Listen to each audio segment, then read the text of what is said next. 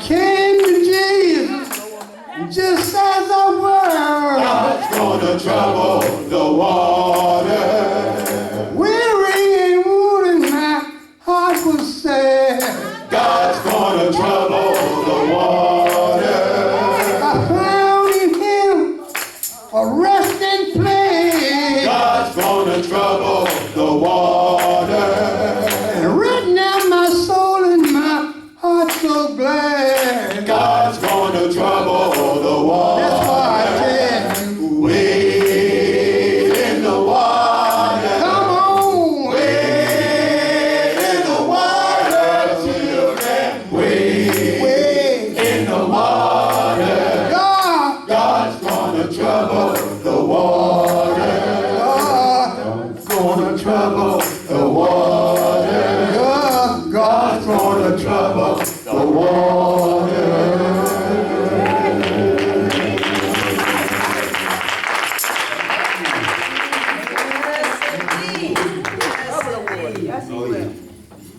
So, sometimes I'm burdened. Amen. Sometimes things be happening in this life and it brings us down. Yes, Lord. But we have to remember that one day we're going to go to eternity. Yes. And in eternity we'll be with Jesus. Yes, Lord. Yes, Lord. And if we could just stay focused on that. Man. Get through this.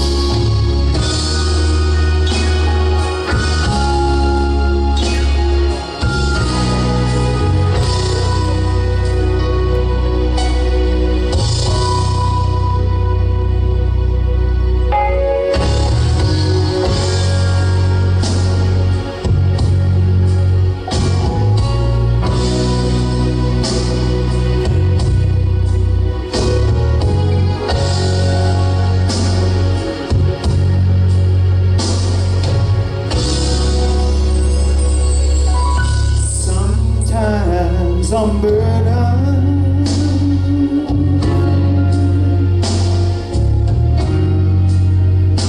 but I'm on my way home. Oh Lord, home. Sometimes I'm talked about, but that's alright. Because I'm on my way home.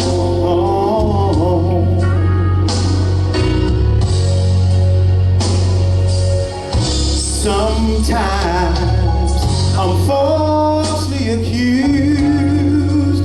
Doors are closed in my face, but I'm on my way home. On my way home, y'all.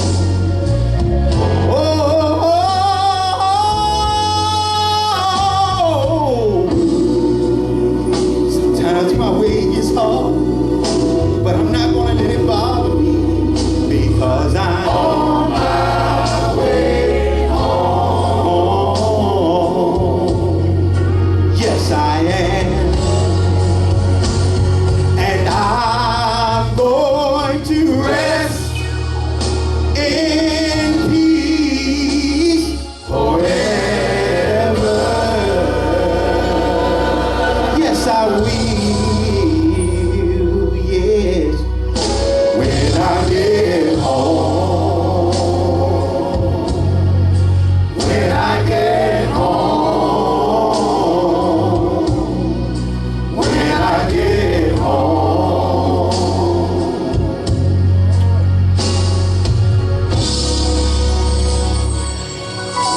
Sometimes I'm burdened,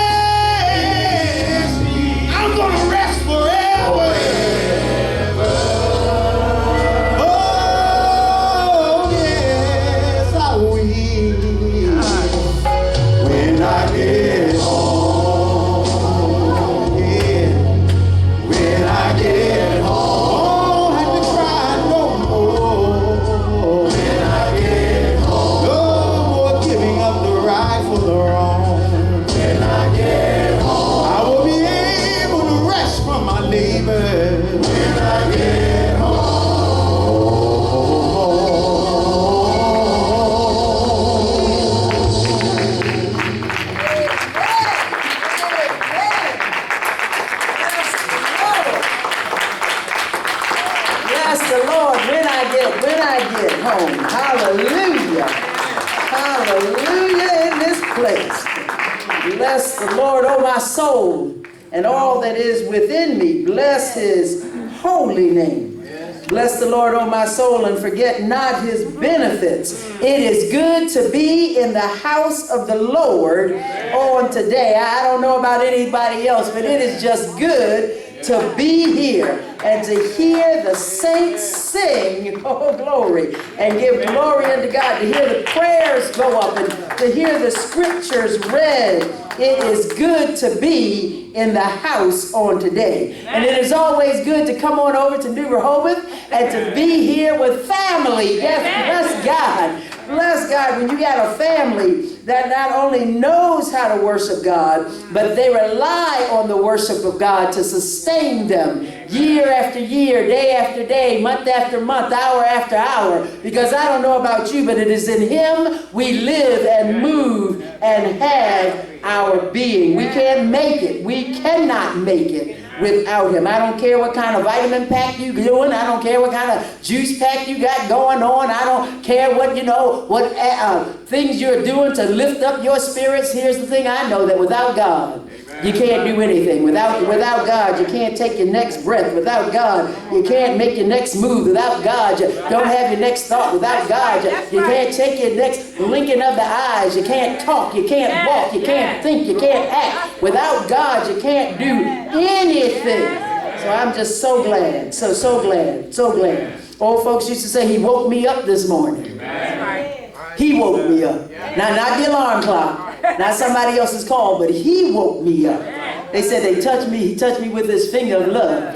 Kissed me and made my eyes open up, and then gave me the activity of my limbs. And just being in the right portion of health and strength and activity of your limbs, just having the right mind to come and to serve him. So I am glad on this day to be here and to be back in celebration. That's what worship really is. It is a celebration that God is our God. It is a celebration that he is sovereign and that he is holy, that he is majestic and that he is merciful, that he is giving and that he is forgiving. It is a celebration that we don't deserve any of it. It is a celebration that he brings us to so that we can acknowledge just how good he is, just how good he is, and that he allows his goodness and his mercy to chase after us all of our lives.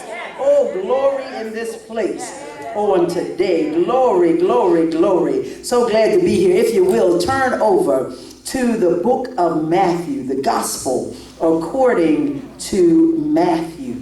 That's the New Testament. Many people are at least familiar with the gospels. Matthew, Mark, Luke, and John. Go to the second book in the New Testament. Hallelujah. Scroll over to the 11th chapter. And we are going to pick up just 2 verses on today. We're going to pick up the 22nd and the 23rd verses. And here Jesus is speaking. Word of God reads like this, out of the Authorized Version of 1611 that we fondly refer to as the King James Version. Mark 11:22 and 23. And Jesus answering saith unto them, have faith in God. Amen. For verily I say unto you, that whosoever shall say unto this mountain, be thou removed, and be thou cast into the sea, and shall not doubt in his heart, but shall believe that those things which he saith shall come to pass, he shall have whatsoever he saith. Amen. That's the word of God for the people of God.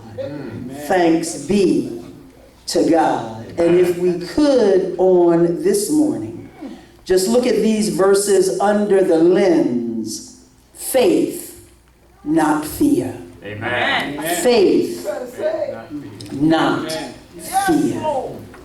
Most holy and gracious God, right now in the name of Jesus, I ask that you do what you do best through your will, through your word, and by your power.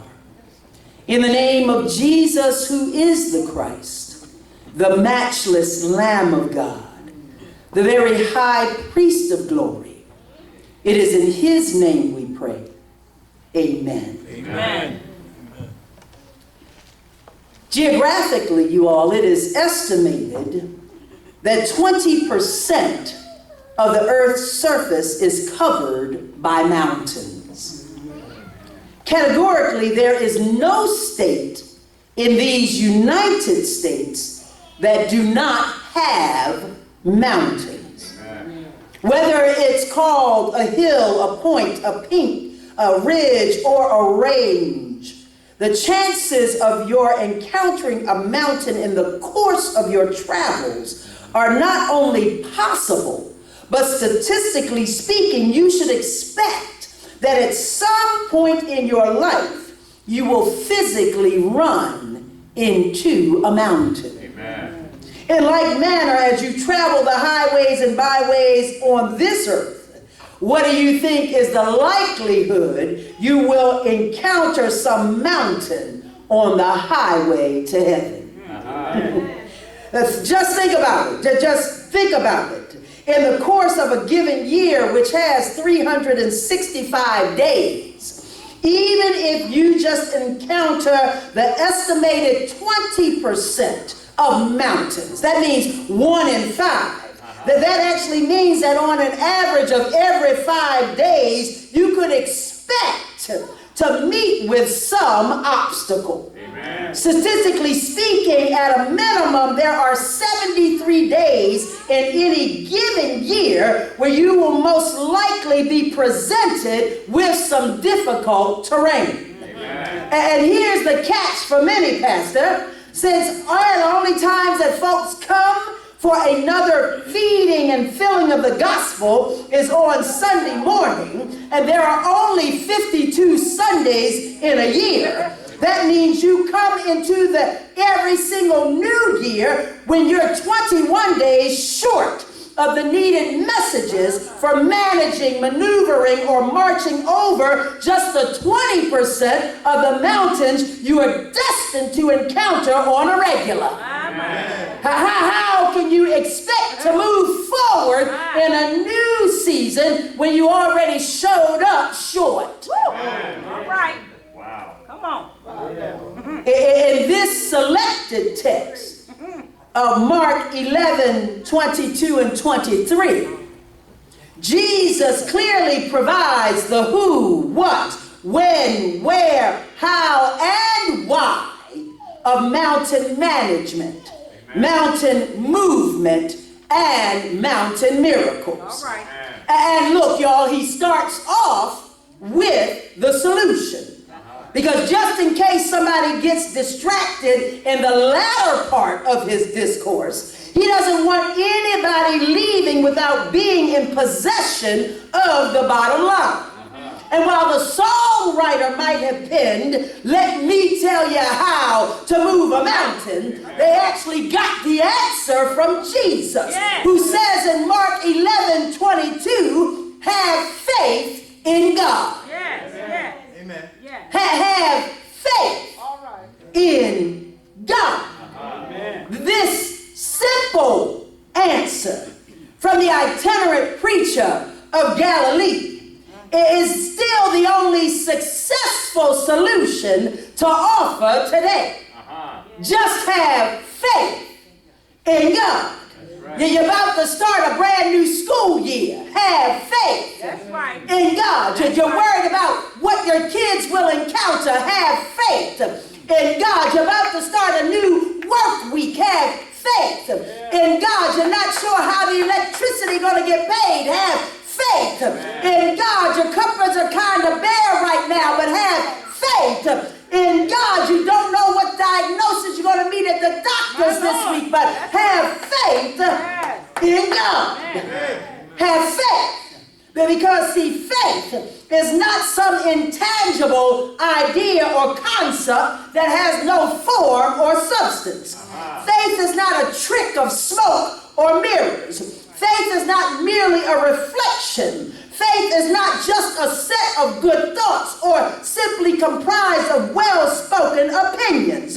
But faith is the stand on, act on, hold on, lean on, call on, believe on, depend on demonstration of what I know to be true and sure. For my Bible tells me that faith is the substance of things hoped for, is the evidence of things that are not seen. So have faith in God, because faith is focused, faith is directed, faith is targeted, and for every Christian, the object of our faith is the Lord. That's right.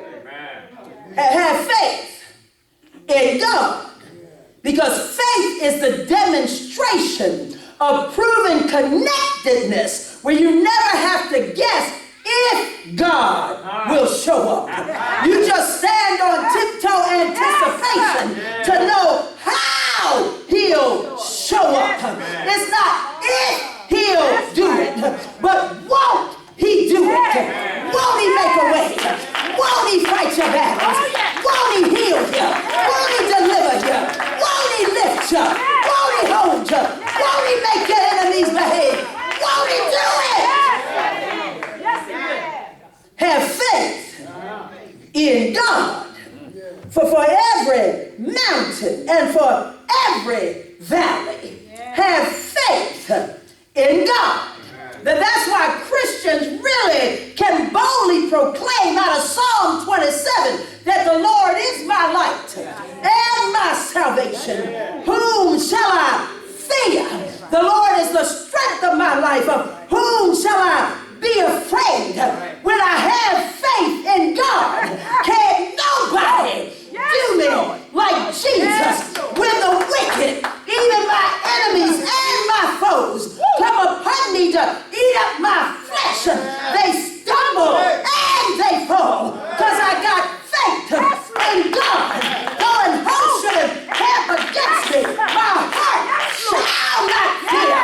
Though war should rise up against me, because I have faith in God. In this will I be confident that in the time of trouble, because I got faith in God, when the mountains come, when the hills get hard to climb, when the peaks and the ridges have stranded me and I'm hanging out on a cliff, because I got faith in God, I got the assurance that through faith he's going to hide me in his pavilion, in the secret of his tabernacle. He's going to hide me because I got faith in God. So while some folks might be shaky, born again believers declare we are walking in faith and not fear. Not fear. That's right. Look, just look at the text. I tell you, I'm going to stay right there. Just look at the text. For with the provision of the foundational truth, the starting point, that's where Jesus goes, right to the starting point. The bottom line answer that is found in Mark 11:22. Jesus goes on to delineate the eligibility requirements for mountain management. Amen. Mountain management. Because if the world had its way, we as a people would always be second-class citizens. We would always be overworked and underpaid, y'all. We would always be living in lack and always lining up with losses and never getting ahead and always behind and never in front. But Jesus says in verse 23, he says, verily, I say unto you, that whosoever, whosoever. Now y'all know we can stop right there. We can stop right on the whosoever.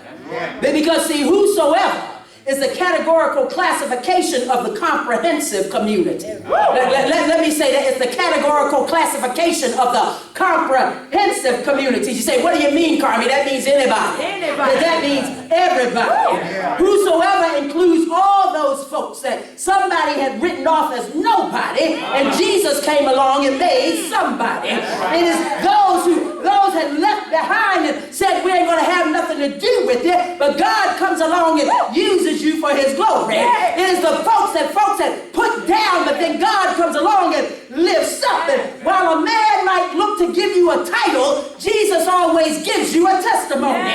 While man might want to give you a rental unit, Jesus says, I'm going to give you a home in glory. While man offers a moment of fame, God comes along and gives you continuous favor. Man might seek to put you in a temporary stage, but God gives you a permanent platform to proclaim his good gospel so that you can say that Jesus saves and only Jesus saves. I tell you, Jesus is the only one that can take a zero and make him a hero.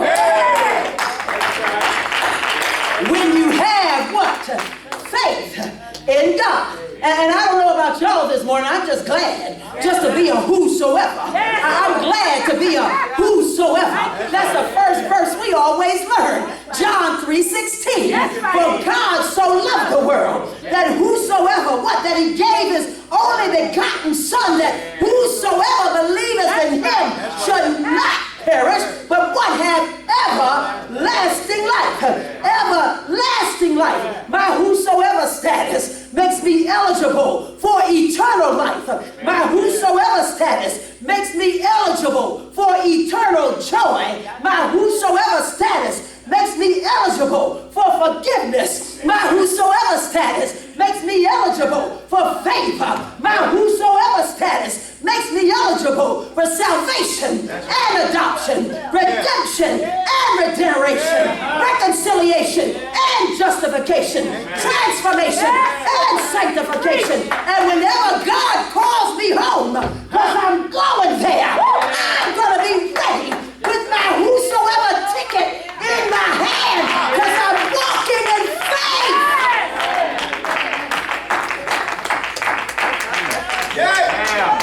And not fear. Don't you know that it's the whosoever who can walk through the wheresoever and handle the whatsoever because of faith in the God who lives forever. You ain't got to worry about it. You ain't got to worry about where you're going. You ain't got to worry about how you're going to get there. God's already there before you got there. You ain't got to worry about next Friday. God's already at Friday waiting for you to show up. You ain't got to worry about next month. God's already got next month. He's just waiting for you to roll to the calendar. You ain't got to worry about next year. God's already at next year. He's just waiting for you to get there. You ain't got to worry about glory. God's already in glory. Look. My God is awesome. He is absolutely awesome. My God is awesome. And I can just talk about him a little bit. My God is awesome. For some people, he's a way maker. For other people, he's a heavy load sharer. For some people, he's a burden bearer. For some people, he's a mother. And for some people, he's a father. For some people, he's a sister. For some people, he's a brother. Some people, he's the great physician. And some people, he's wonderful Counselor, the mighty God, the Prince of Peace. For some people, he's the bread of life. For other people, he's the everlasting water. For some people, he's the bright and morning star. For some people, he's the lily of the valley. But my faith doesn't single out any one of those awesome attributes, because I just simply know him as my all and all. He's my all and all. Jesus paid it all. All to him I owe. Sin has left a crimson stain, but he washed it. All of it. Not part of me, not some of me, but all of me. So all in his hands. I put it all in his hands. This and that. I put it all in his hands. All in his hands. Everything I He is my beginning and my ending. He is my first and my last. He is my everything. He is the past, so I can't get behind him. He is the present, so I can't get in front of him. He is the future, so I can't go before him. He is my all in all. He's so high, you can't get over him. He's so deep, you can't get under him. He's so wide, you can't get around him. He is my all in all. Shout hallelujah, somebody. Woo. If you want to move mountains, you've got to be a whosoever that has faith in God. So that you walk by faith and not fear. Look, Jesus continues. I really am still right in the text. Jesus continues in the text to outline the parameters of personal performance needed to manage mountains. You got some responsibility in this. He outlines the parameters of personal performance needed to manage mountains.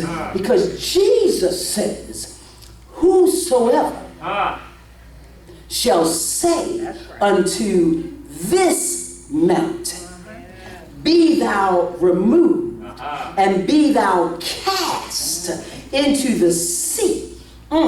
Pastor, again, I gotta stop right there. Can't give you too much at once. We're gonna stop right there because the simplicity of the only successful solution to mountain management as spoken by the Savior is really clear. Amen. Jesus is saying you need to open your mouth. You need to open your mouth. What is my personal responsibility in this? You need to open your mouth and give direction to what he already gave you authority over in the beginning. So somebody ain't really following me. You need to open your mouth and give direction to what he already gave you authority over in the beginning. Somebody just said what? I dare you. Walk back with me to the first chapter of Genesis and pick up verse 26, where God is speaking to God, because when he gets ready to make a move, he don't need to consult anybody but himself. And the Bible says, God said, let us make man in our image, after our likeness, and let them have what? Dominion over the fish of the sea and over the fowl of the air, over the cattle and over all the earth. Run on to verse 27. So God created man in his what? Own image. In the image of God created he him. Male and female created he them. And God blessed them and said unto them, be fruitful and multiply and replenish the earth and subdue it. So look, according to the word, not my word, according to the word, according to God speaking, not only are we to speak to the mountain in faith, but we have the authority to tell it where to go and what to do when it gets there. You got the authority to speak to the mountain, tell it where to go, and tell it what to do when it gets there. Slap five with yourself and just tell somebody, I'ma tell it what to do when it gets there. Tell them you fitting to tell your mountain where to go. Go on, tell addiction, apprehension, depression, oppression, divorce, debt, depravity, diabetes, cancer, heart disease, infidelity, insecurity, lying, loneliness, and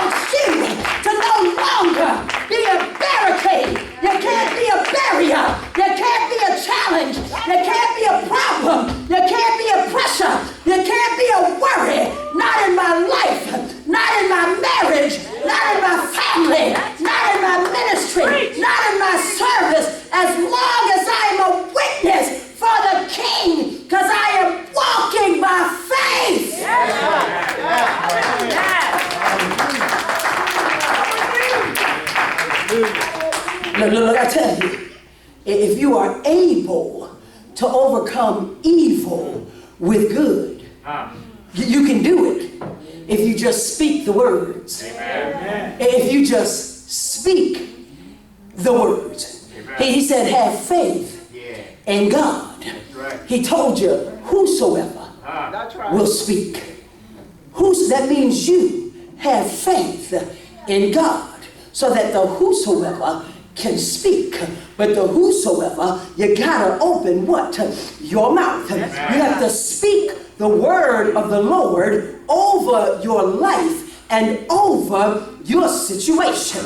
Sometimes you're so busy praying for other people that you don't pray for the situations in your life. It is okay to encourage yourself, but in your encouragement, you better ask God to lift you and to strengthen you as you pray for your pastor that he is covered and protected. And then you say, and God, while you're in the business of protecting him, protect me too. While you're in the business of pouring out grace on him, pour out some grace on me too. While you're in the business of pouring out some mercy, then pour out some mercy, what? On me too. Because Jesus said, if you abide in me and my words abide in you, you can ask what you will and it shall be done unto you. Sometimes you really have to encourage yourself. Stop waiting for Lady Yarborough to petition God for you. Get on your knees in your secret closet. Stop waiting for the pastor to show up. Get on your knees down at your bedside and encourage what?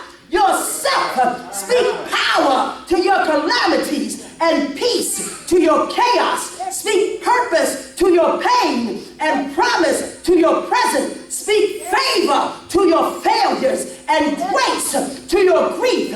Speak love to your loss and mercy even to your mess. For in this life, mountain encounters are guaranteed by Jesus. But Jesus said himself, in this world ye shall have tribulations. But go on ahead and shout, because I have overcome the world when you're walking by faith and not fear. Now look, Pastor, I don't want him to get it all twisted. I don't want you to get it messed up. Because see, this text in Mark 11 is not proposing some sort of name it, claim it, bag it, tag it, call it, haul it, yell it, tell it, say it and slay it kind of theology. That ain't how God is saying this here. That is really not how Jesus is rolling here. Because while the truth of Christ is simplistically spoken, the stance of the person facing the mountain must be steadfast and unmovable, always abounding in the word, always operating in faith and not in fear, because the hinge on which the door of grace swings is actually belief. It is belief in God. Jesus clearly says there's no room for doubt and no room for distrust. You must come in faith, believing. You know, grandmama and them really had it right when they used to ring up their testimony and say, you can't make me doubt him. That's right. You can't make me doubt him.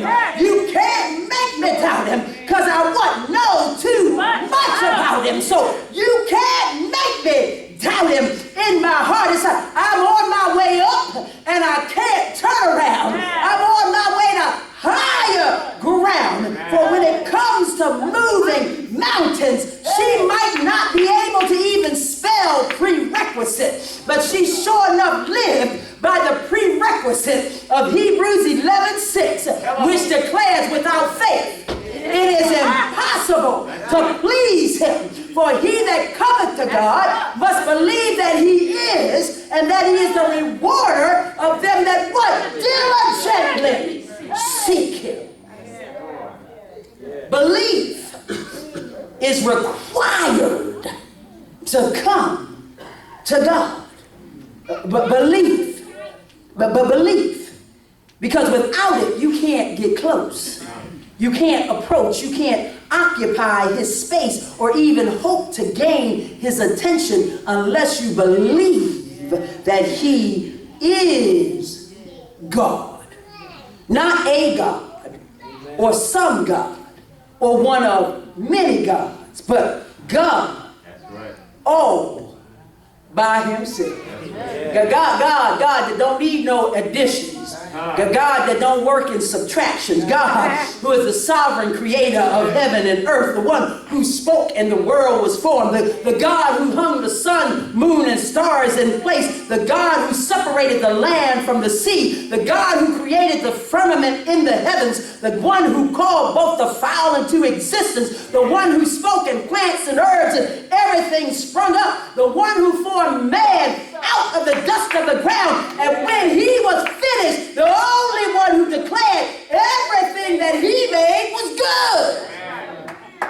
That's right. That's right. That's the God I'm talking about. Yeah. The only God, the only God, the only God, a God that you can't form and fashion with sticks and stones, a God that you can't paint with a rock, a God that you can't pick up and handle all by yourself, a God that you can't form and fashion into what you want it to be and sit it on a mantle and grab it whenever you want to go get it. No, I'm talking about the creator and sustainer of everything. He is El Elyon. He is the Most High God. He is El Shaddai, the Almighty God. He is El Olam. He is the everlasting God. He is Elohim, the God of power and might. He is El Hakadosh, the holy God. He is forever the only God. For the Bible tells me that there is one Lord, one faith, one baptism, one God and Father of all, who is above all and through all. And if you believe him, he's in you all.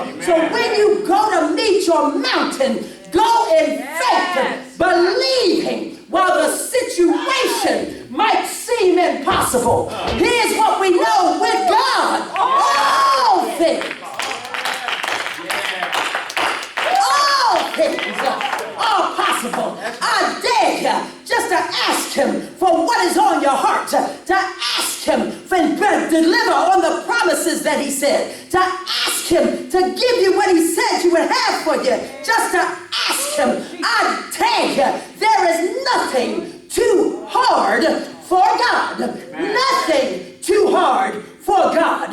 You can make your declaration moving forward today that you're going to walk by faith and not fear. Because faith, not fear, makes you just wait on the Lord and be of good courage so that he can strengthen your heart. Faith, not fear, makes you mount up on wings like eagles, makes you run and not be weary, and makes you walk and not faint. Faith, not fear, gives you the assurance that no weapon formed against you can prosper. Faith, not fear, makes you say, greater is he that is in me than he that is in the world. Faith, not fear, makes you shout, I can do all things through God that strengthens me.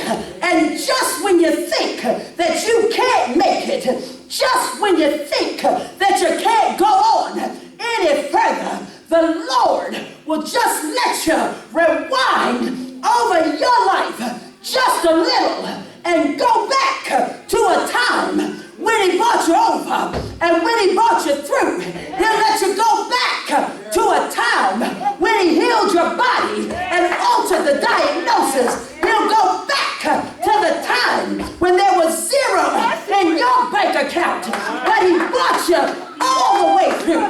He'll go back to the time when you didn't know what was happening with your child, and God brought him all the way home. He'll let you just rewind a little bit over your life and think about the blessings that he has bestowed upon you. Think about the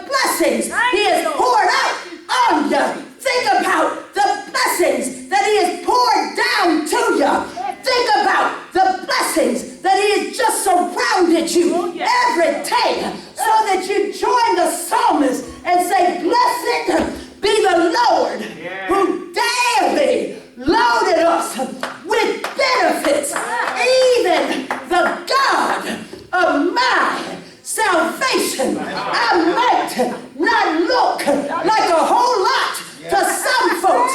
I might not be one of the 1% that's the wealthiest in the world, but I tell you this, I'm loaded. I'm loaded. I'm loaded. Blessed be the Lord. I'm loaded with the benefits of God. I'm loaded with the blessings of God. I'm loaded with the promises of God. I'm loaded with the grace of God. I'm loaded with the love of God. I'm loaded with the mercy of God. I'm loaded. I'm loaded. I'm loaded. I'm loaded. I'm loaded. I don't know about you. When things seem kind of rocky and you don't know which way to go, here's what I know. I've seen the lightning flashing. I've heard the thunder roll. I've felt sin's breakers dashing, trying to conquer my soul. But I heard the voice of Jesus telling me, still a fight on, because he promised never to leave me, never to leave me alone. Mama might be gone, Daddy might be gone, friends might be gone, but he promised never to leave me when I'm by myself. All I gotta do is look around and the room is filled because he promised never to leave me as long as I'm walking by faith and not fear. Thank you. Thank you. Yeah, thank you. By faith and not fear. Thank you. Yes. Thank you, Jesus. Oh, You needed an answer thank you, Jesus. to what you were going to face this week. Yes. Jesus said, have faith in God. Before you go out the door, have faith in God. But before you are concerned about what somebody hasn't done, you have faith in God. And you believe him for his word. Because he has never come short of his word. And you can't move the mountains by yourself. That's right. But you can move them as long as you hold to God's unchanging hand. When you build your hopes on the things that are eternal. So the songwriter said, time is filled with swift transition. Naught on earth unmoved can stand. But when you build your hopes on things eternal, you can hold on by faith and not fear. Yes.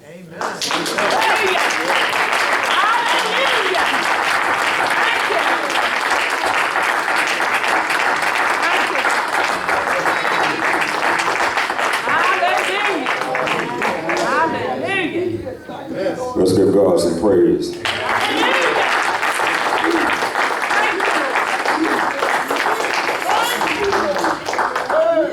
Reverend Carmi, that was on it. And that's all I got to say. Amen. All right. No, that's right. If you don't know the Lord Jesus Christ as your Lord and personal Savior, you need to get to know him today. You need to know him not based on somebody else's faith, but your faith. That's right. You need to repent and turn from sin and turn to him today and believe in his death, his resurrection, and his soon return, and his blood shed that was shed for you for the forgiveness of sins. Why don't you come to him today? Turn from all your wicked ways, turn from the ways of the world, and turn to the Lord Jesus Christ today. He'll make your heart and your life brand new. and he'll give you eternal life. Or maybe you've drifted away. You've gotten far away from the Lord, and maybe you need to come back to fellowship with him. What you need to do is you need to make it up in your mind that Jesus Christ is the way, the truth, and the life, and that no man comes to the Lord but by him. Give your life to the Lord Jesus Christ today, or come back to the Lord Jesus Christ today, to the fellowship that you once had. If that's you or wherever you're watching from, I want to talk to you after service. I want to hear what's on your mind, and I want to help to guide you in the right direction. Amen. Let me pray for you. Dear God, I just want to come in the name of Jesus. Lord, I do want to thank you for this time that we've had today. Lord, I thank you for your servant. Thank you for your word coming through her. Lord, I just ask that we would receive, and I ask, Lord, that we would take it and apply it to our lives and bear fruit. In the name of Jesus, Lord, I pray that somebody would be healed, set free, and delivered, and receive eternal life and salvation. In the mighty name of Jesus Christ, I pray. Our soul says amen. Amen. Amen. Let's stand. We're going to give the benediction. Then the deacon's going to take charge off camera. Maybe have a couple announcements, then we're ready to go from there. Let's look to the Lord and be dismissed. Now may the God of all comfort and grace establish your hearts and minds through Christ Jesus, both now and forevermore, until we meet again. In Jesus' name, amen. Amen. You may be seated. Trust in him who will